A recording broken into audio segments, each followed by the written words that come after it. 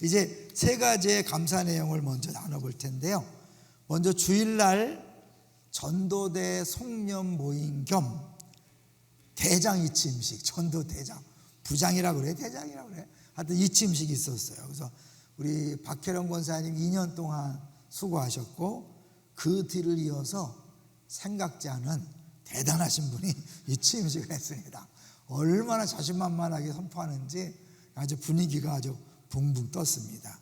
특별히 이제 우리가 5단지 앞에 입주를 앞두고 전도대가 힘있게 다시 시작하는 모습을 보면서 너무 감사했고, 하나님께서 일하실 것이 많이 기대가 됩니다.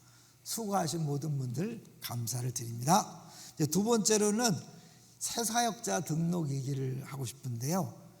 이번 주일날 한 분이 왔는데, 이분은 지난 전교인 여름 수양회 때 우리 집사님 따라왔다가 아이 다쳐서 병원까지 동행했던 VIP 있죠.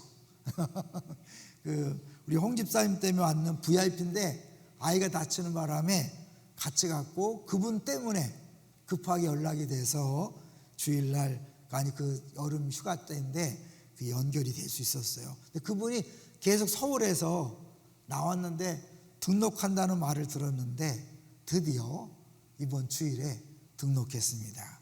할렐루야죠. 여러분은 별로죠? 저는 아주 무지 할렐루야.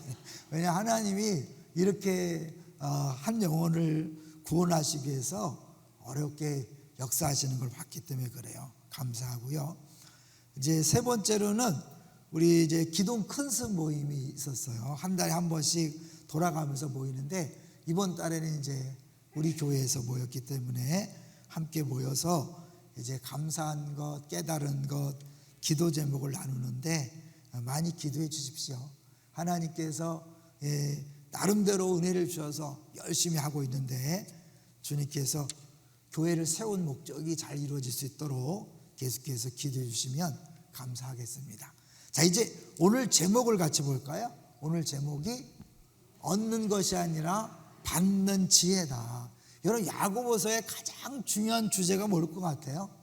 야고보서 지혜예요, 지혜. 좀 이따 보겠지만 야고보서는 모두 12개의 주제를 얘기한다 그래요. 들어보셨어요? 제가 한번 읽어드릴게요. 첫 번째는 시험과 인내, 시험과 인내. 두 번째는 시험의 근원과 유혹. 세 번째는 말씀을 듣는 태도와 행하는 삶. 네 번째는 차별금지와 하나님의 공의. 우리 주일날 한번 봤죠.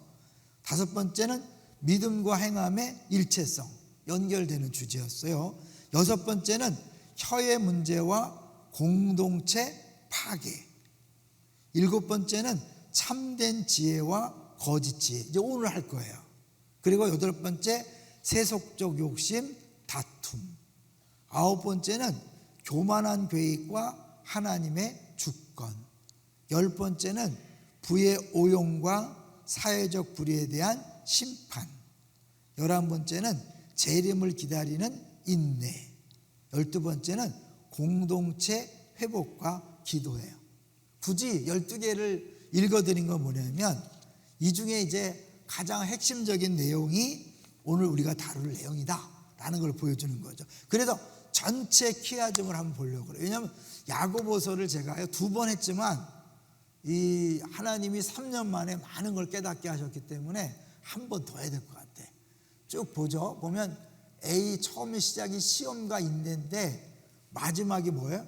공동체 완성이에요. 그러니까 이 야고보서는 결국은 지혜를 통해서 공동체를 완성하는 것, 이것이 핵심인데, 중간에 보면 F와 F 다시 볼게요. FF 다시는 아시죠? 영어인데 아실까?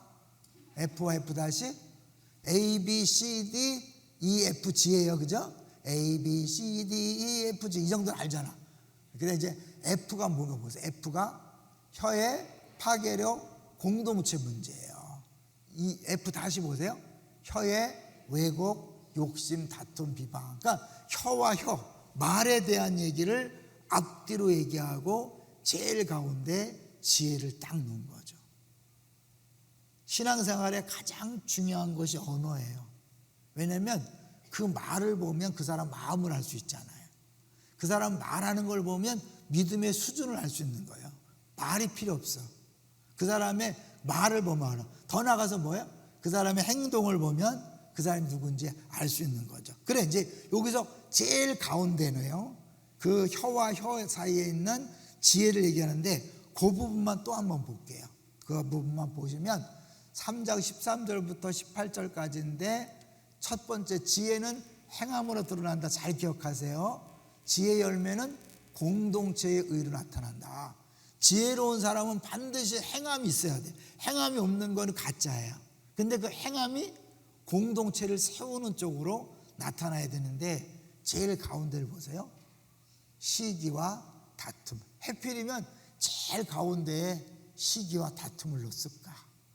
혼란과 악행. 신앙생활에 가장 나쁜 것이면서도 가장 극복하기 어려운 것이 저 시기와 다툼이에요. 시기와 다툼에서 뒷담화가 나오는 것이고 열등감, 우월감, 경쟁, 수많은 자존심 싸움이 저기서 나오는 거죠. 근데 결국 그것은 뭐냐면 지혜가 없는 증거예요. 여러분, 시기 질투는 지혜가 없는 사람의 가장 확실한 모습이에요. 내 안에 시기 질투가 생길 때 내 안에 지혜가 없구나. 지혜로워야지. 지혜, 김지혜, 박지혜, 국지혜 말고 지혜는 뭐예요? 얻는 것이 아니라 뭐죠? 받는 지혜, 위로부터 오는 지혜를 받으셔야 돼요. 자, 이제 그러면 세 번째 볼 텐데요. 세 번째, 참된 신앙이 뭘까? 읽어보겠습니다. 시작. 참된 신앙은 시험 속에서 인내를 배우고 그 인내는 지혜가 되어 말, 행동, 공동체를 변화시키며 마지막에는 방황한 형제를 회복시키는 열매로 나타난다. 네, 야고보서의 마지막이 형제 회복 공동체예요. 개인으로 시작해서 공동체를 끝나는 게 야고보서예요. 자, 그래서 이제 오늘 본문 3장 13절을 한번 볼까요? 3장 13절 시작. 너희 중에 지혜와 총명이 있는 자가 누구냐? 그는 선행으로 말미암아 지혜의 온유함으로 그 행함을 보일지니라. 지혜의 온유함으로 그 행함을 보이라는 거예요. 지혜로운 행동이 나타나야 진짜 지혜인 거죠. 왜냐하면 지혜란 자체가 깨달음이거든요. 지식과 지혜 차이 아세요? 지식은 그냥 아는 거예요. 그렇죠? 지식은 쉬운 얘기로 꿀은 달다. 꿀은 달다. 지식으로 알 수 있어요. 지혜는 뭘까요? 이거 눈치채 보세요. 실제로 맛을 보는 거죠. 이거다. 이 맛이구나. 이 맛을 보는 게 지혜예요. 그러니까 우리 수많은 지식이 있는데 이게 어느 순간 내 거로 되어지는 게 지혜죠. 그래서 성경에 십자가, 보혈, 하나님, 신실하심, 선하심 많이 알아. 많이 아는데 어느 날 딱 이거구나. 이게 하나님의 신실하심이구나. 하나님의 선하심이구나. 하나님 사랑 깨달아지는 게 지혜일 거예요. 근데 그게 언제 올까요?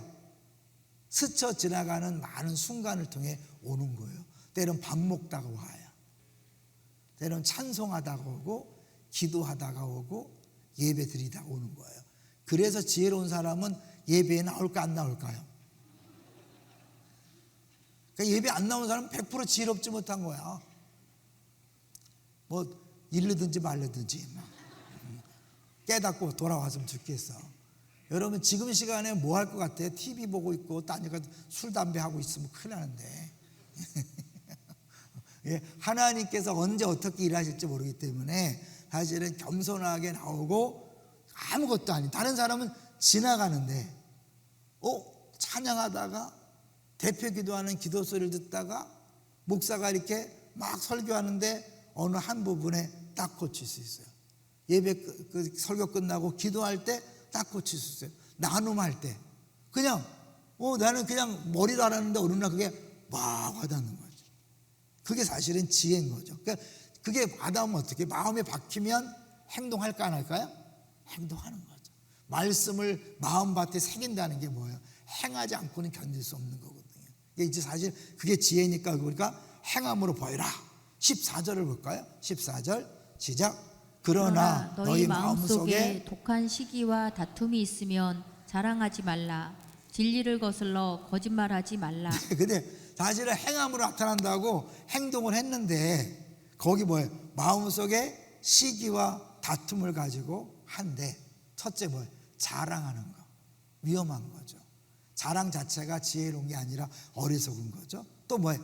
진리를 거슬러 거짓말하지 말라. 없는 말을 꾸며내는 건 100% 안 되고, 그리고 다른 사람 막 비난할 때 아닌 걸 아니라고 말할 수 있어요. 그게 지혜예요. 분명히 아닌데 관계가 깨어질까 봐 입 다물고 있다. 그거는 지혜로운 게 아니고 거짓을 하는 거예요. 그건 오히려 거짓 증거예요. 내가 다른 사람이 틀린 말할 때 아닙니다 라고 말할 수 있어요. 안 하고 있다는 것은 함께 그 거짓말에 동의하는 거예요. 그 말이 지금 진리를, 앞에는 자랑하지 말라 막 떠벌려서 막 자기를 높이는 거잖아요. 반대로 뭐예요? 거짓말, 진리를 거슬려서 뿐 아니라 말하지 않고 가만히 있는 그런 것까지 포함되는 거죠. 15절이에요. 15절 시작.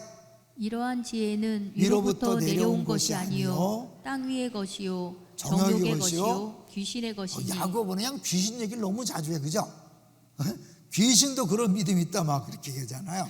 아주 원색적이면서 너무 핵심을, 제가 우리 3년마다 한 번씩 하는 거잖아요.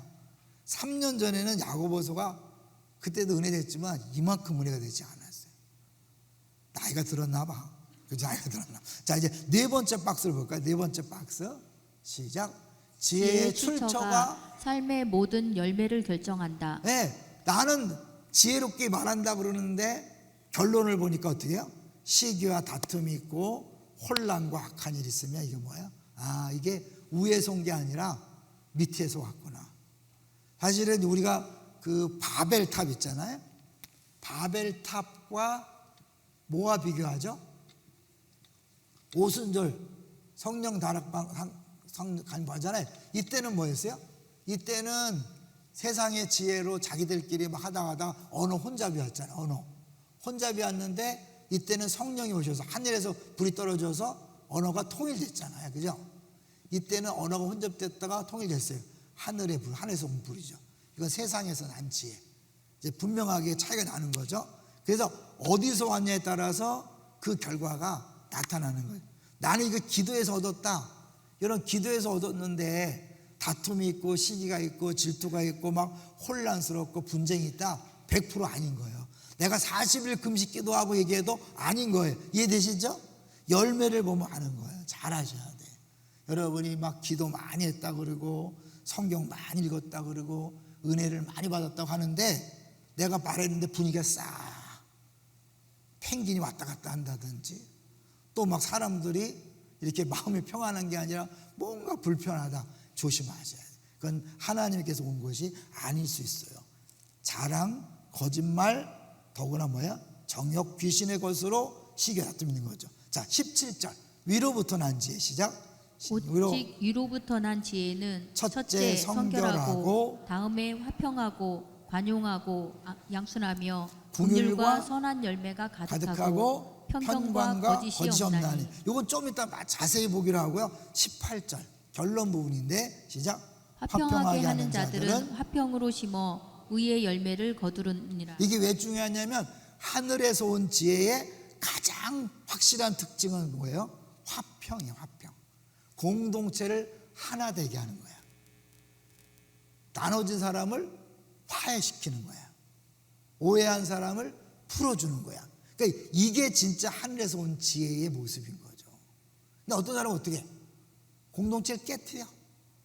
싹 얘기해서 친한 사람끼리 갈라지게 만들어. 100% 뭐죠? 여기 있다고 하잖아. 땅 위의 것이요, 정욕의 것이요, 귀신의 것이다. 너무 세게 얘기하면 이제 찔리는 사람이 많을 것 같아서 그냥 살살 얘기하는 거예요. 알아서 듣기 바랍니다. 분명히 화평케 하는 자들은 화평으로 심어 의의 열매를 거두는 거예요. 화평의 열매. 가는 데마다 흩어졌던 사람들이 하나 되는 것. 어떤 사람은 가는 데마다 이게 흩어져. 100% 세상에서 온 것이고 마귀에게 온 것이에요. 여기 기억하세요. 자, 그 다음에 이제 우리 박스를 볼게요. 우리 5번을 보여주시면 그래서 당연한 거예요. 1장 1점 12절까지가 시험. 그거 읽어볼게요. 시작. 성숙을 낳는 기회, 인내, 신앙의 완성. 처음에 개인적인 시험과 그래서 완성한 다음에 맨 마지막 A가 뭐예요? 방황하는 형제를 돌아오게 함. 공동체적 인내의 열매. 야고보서의 최종 목적은 영적 회복. 그래서 전체 프레임 보면 개인의 인내를 통해서 공동체 회복이 주어지는데 왜 중요하냐면 사실은 우리가 지혜를 얻는 방법을 세 가지라고 얘기해요. 1번은 뭐냐면 하늘에서 오는 거야. 하늘에서. 그죠? 100%죠? 이건 누구나 인정하자. 하늘에서 오는 거예요. 두 번째는 뭐냐면 고난을 통해 와요. 왜 야고보서가 지혜를 얘기하면서 처음에 고난당하는 얘기를 하고 뒤에도 고난 얘기를 하겠어요? 이 고난이 우리를 지혜롭게 하는데 최고의 방법이야. 왜냐면 사실은 지혜롭지 못한 사람은 다 자기 잘나면 살잖아요. 근데 고난을 당하면 잘났다는 소리 못해. 건강 자랑할 수 없고 미모 자랑할 수 없고 돈 자랑할 수 없고 아무 자랑할 게 없는 거예요. 그러니까 결국 고난을 통해서 하나님은 우리를 겸손케 해서 지혜의 사랑으로 만들어가는 거예요. 이해되시죠? 그러니까 하늘에서 주시는 거지만 동시에 뭐예요? 고난을 통해 하나님이 이 땅에서 우리를 지혜로운 사람을 만들어가는 거예요. 그러니까 어쩔 수 없어요. 여러분 각오하셔야 돼요. 근데 이제 어떤 사람은 좀 심하게 고난을 받아서 오래 걸려서 깨닫는 사람이 있고 어떤 사람은 빨리 깨닫는 사람이 있지요. 저는 여러분이 빨리 깨닫기를 부탁드립니다. 알잖아. 애들 키울 때 우리 애들은 별로 그런지 않았는데 제가 뭐 때리지 않았으니까. 난 방목 스타일이라서 내가 워낙 아버지 50살 엄마 41살에 날라서 우리 집에서 뭐 잔소리가 없었어. 그냥 알아서 크게 해서 알아서. 그래서 뭐 애들 뭐 그것도 별로 없었는데 보통 다른 집 보면 매를 들어도 계속 버티다 뒤도 맞아. 그걸 본 이제 딸은 뭐야? 그냥 무조건 설설 기는 거죠. 대표적인 게 내가 안양에 있을 때 그 안양에 목사님 사모님 있는데 아들이 첫째 셋째고 둘째가 딸이야. 첫째 놈은 막 버텨갖고 막 얻어 맞아. 둘째 딸은 막 살살 거려갖고 그냥 미리부터 막 하고 셋째는 애교 덩어리라서 아무 맞더라고. 그런 거예요. 여러분 하나님이 우리를 낙하게 만들어서 지혜로운 사람을 만들 때 빨리 다 엎드려야 돼요. 빨리 엎드리고 빨리 잘못했다 그러고 하나님 깨달아야 돼. 교만을. 그런데 이걸 계속 가면 오래 걸리는 거죠. 이 차이는 있어요. 고난은 꼭 있어요. 다만 빨리 끝내시는 고난이 있었으면 좋겠어요. 세 번째는 뭘까요? 사실 최고에는 예수 그리스도를 통해 오는데 결국 뭐예요? 십자가죠.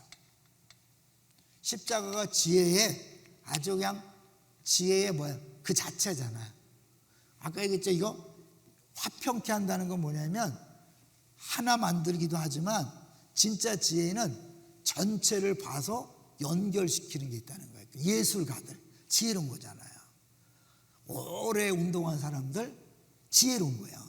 그래서 이제 그런 예를 들더라고. 젊은 운동선수하고 나이 든 오랜 선수하고 같이 5명씩 농구를 하면 누가 이길까요? 나이 드신 분이 이긴다는 거예요. 왜? 느리고 그러지만 전체를 보는 눈이 지혜가 있다는 거예요.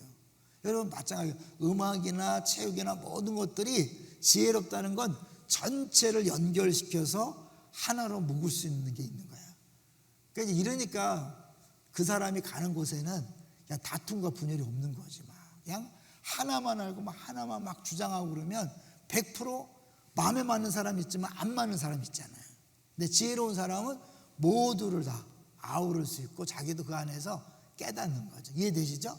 그래서 화평이라고 나오는데 이 화평의 가장 모델이 누구겠어요? 누구예요? 하나님과 우리 사이를 화평케 한 거잖아요. 어떻게? 십자가에서 죽으심으로 죄 문제를 해결해서 화평케 했는데 여기 보면 뭐예요? 사랑. 100% 사랑을 실천했고 100% 공의를 실천했죠. 이해되시나요? 그러니까 이 사랑과 공의가 만날 수 없는 거잖아요. 그런데 이 두 개가 완벽하게 만난 십자가잖아요. 그러니까 결국 예수님이 진짜 지혜죠. 그러니까 결론은 그거예요. 우리가 진짜 지혜인 예수님을 결국은 만나야 되고 예수님이 드러나는 거다. 그래서 이제 6번을 볼까요? 6번 시작. 땅에서 난 지혜는 반드시 혼란을 남기지만 위에서 난 지혜는 반드시 의를 남긴다. 그러므로 지혜를 만들려 하지 말고 위에서 내려오시는 지혜 그리스도를 붙들라.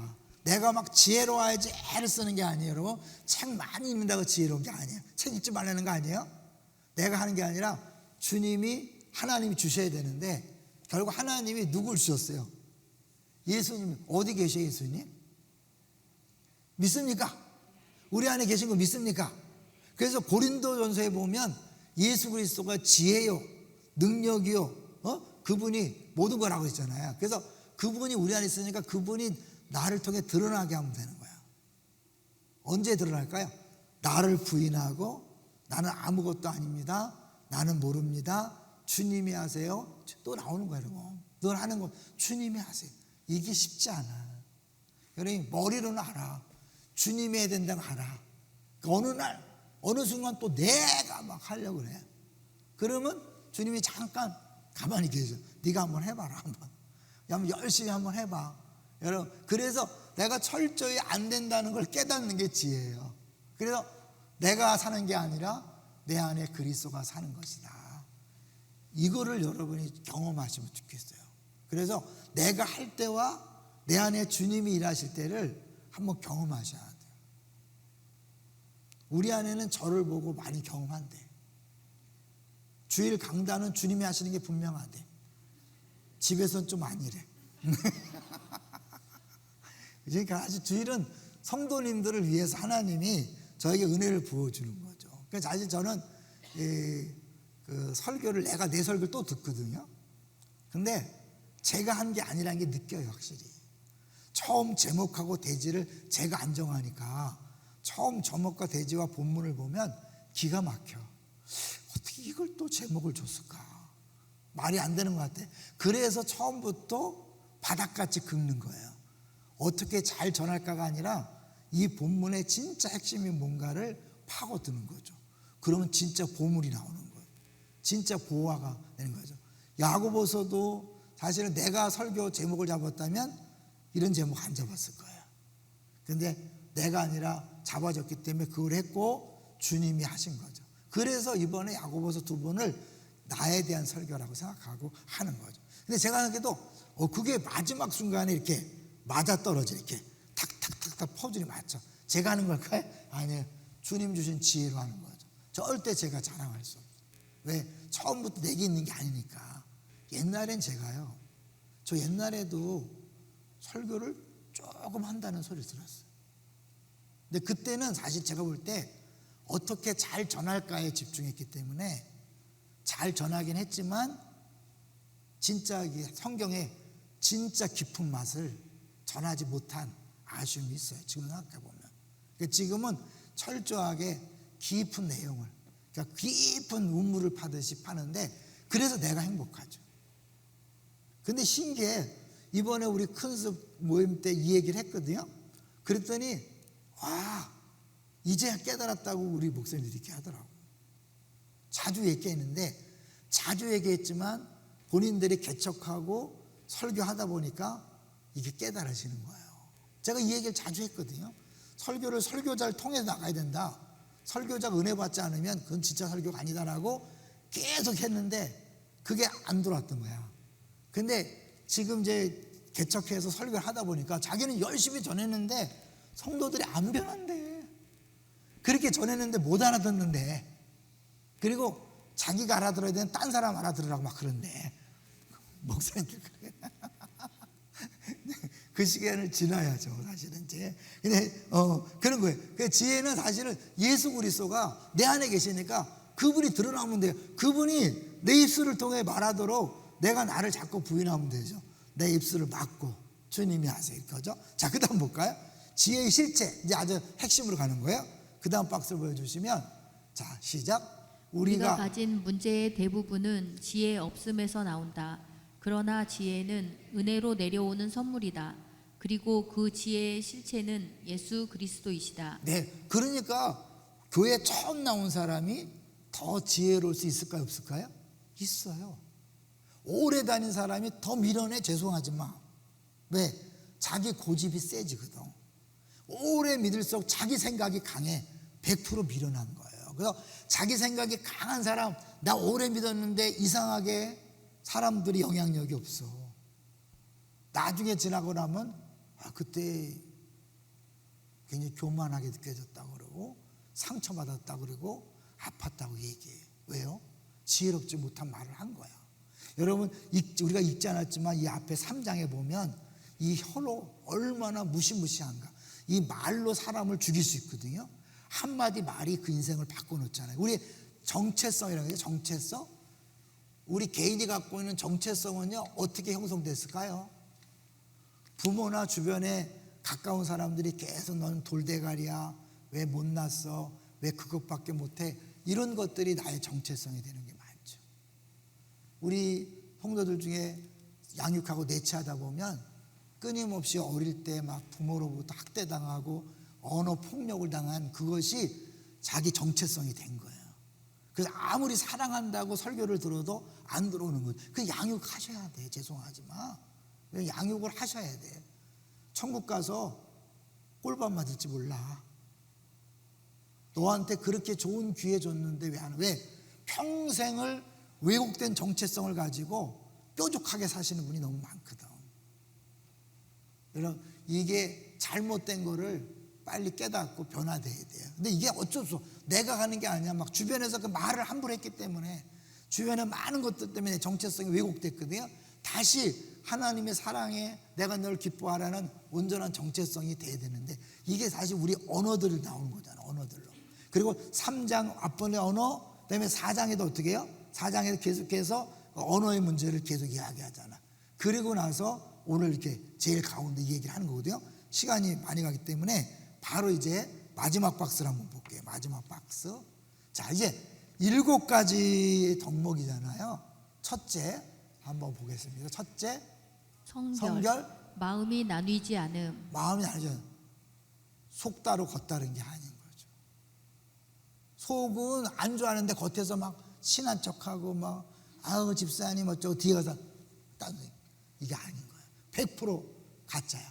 두 번째, 화평, 갈등을 줄이는 사람. 여러분 가면 갈등이 없어집니까? 없던 갈등이 생깁니까?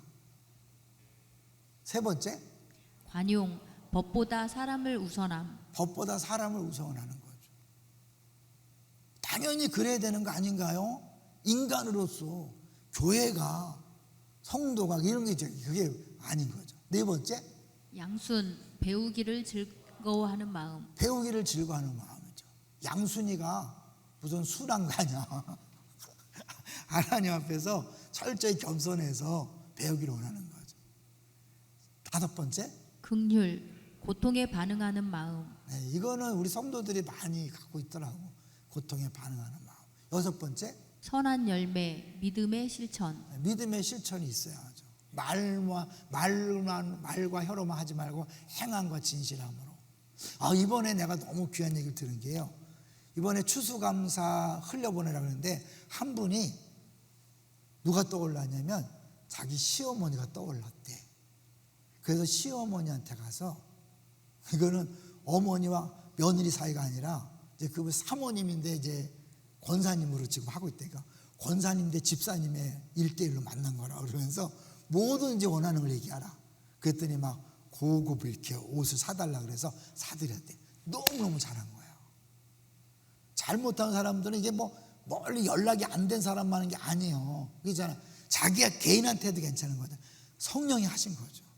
가장 필요한 사람에게 한 거죠. 며느리가 시어머니에게 했다. 이거는 누가 봐도 뭐예요? 100% 성령이 하신 거지. 응? 원래 시자 싫잖아. 시편도 안 읽는 데잖아. 그건 어쩔 수 없잖아. 마지막 편벽 없음. 시작. 이중 기준이 없는 정직성. 이 사람한테 이런 기준을 대고 또 자기한테는 막 그물코가 넓어. 다른 사람은 그물코 작아. 안 되지. 나는 그럴 수도 있지 뭐 이렇게. 그게 우리들의 그 모습이잖아요.